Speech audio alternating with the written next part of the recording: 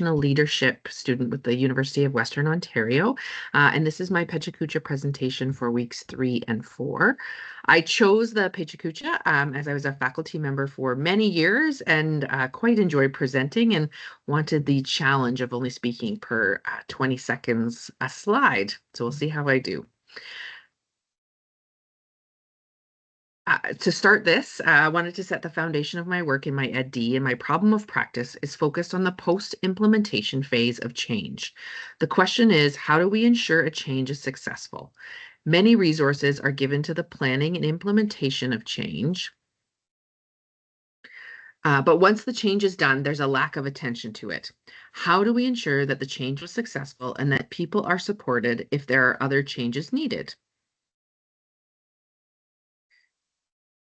This week three's readings offered valuable insights into the complexities of value-based leadership in higher education. The articles by Ball, Elliott, and Cook prompted critical reflection on the complex factors influencing decision-making in higher education and how one decision can affect many. By examining the current state of sustainability imperatives of academic programming, the societal challenges related to merit, and the moral purpose that underpins educational leadership, these readings highlighted both the internal and external considerations that shape institutional choices.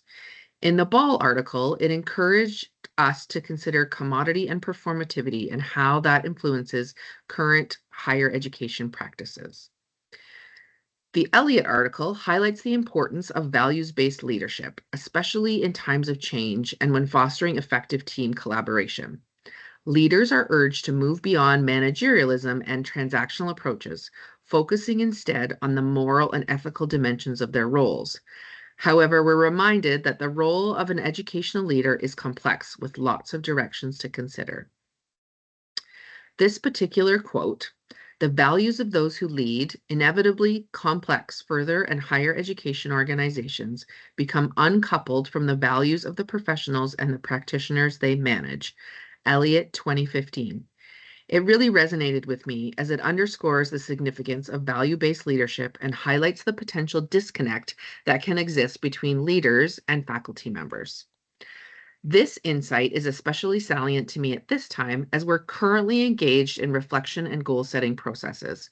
In our efforts to align individual improvement initiatives with our school and institutional strategic plan, I observed there's often a disparity between faculty goals and the broader objectives of the Higher Education Institute.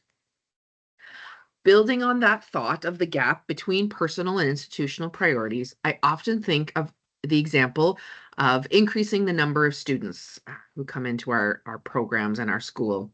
From a neoliberal perspective, increasing student numbers helps with increasing funds to the institution.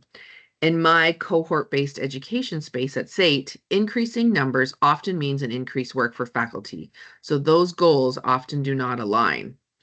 However, from an educational perspective, growing student numbers can be framed as providing more access to education and aligns with the sustainability goals of the United Nations. So there's often many ways of considering different initiatives and ensuring that there's clarity of the values that are underpinning those actions.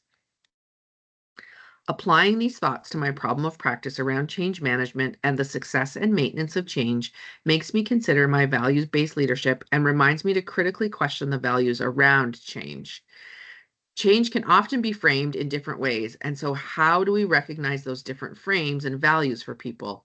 Are we making change to be more efficient? But what are the outcomes of having more efficiency?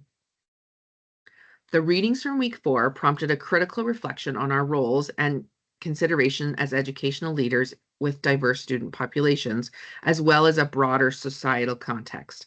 I appreciated these readings as I contend that higher education holds a responsibility to advance a social justice agenda and promote sustainability and equity for all individuals.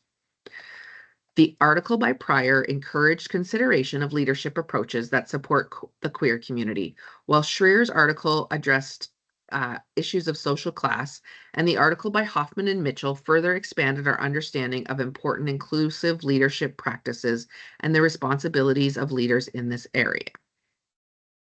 I work in a smaller cohort-based institution, so the Schreier commentary on social class encouraged my thinking with faculty membership and building social capital. How can I, as a leader, recognize social class and help my faculty to mentor those in different social classes within our school?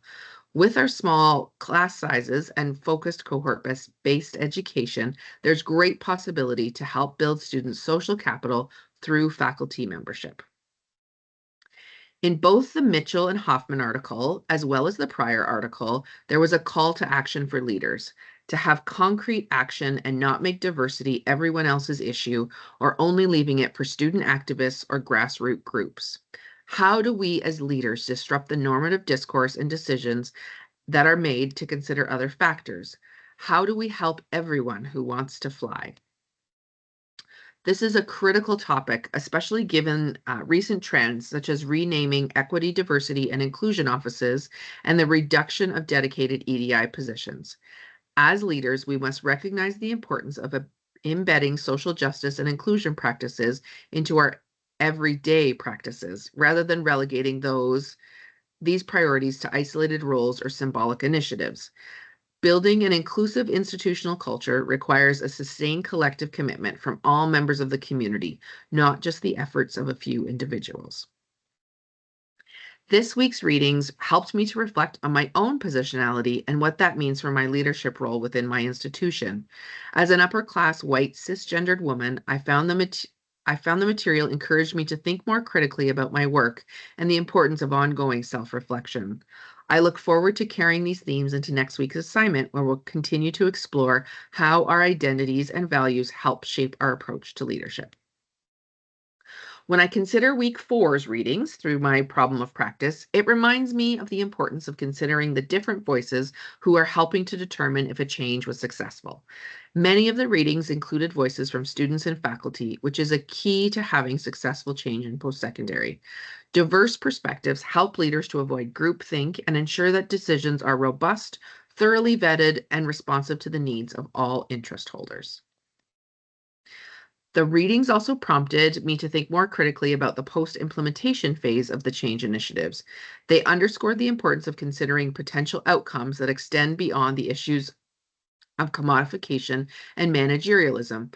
In evaluating a change, it's essential to not only assess the operational progress, but to also create opportunities for reflection on the broader impacts and the intended and maybe unintended outcomes of a change process. Furthermore, it is crucial to involve all interest holders affected by the change, including students, faculty, and staff, to ensure a comprehensive understanding informed by multiple viewpoints.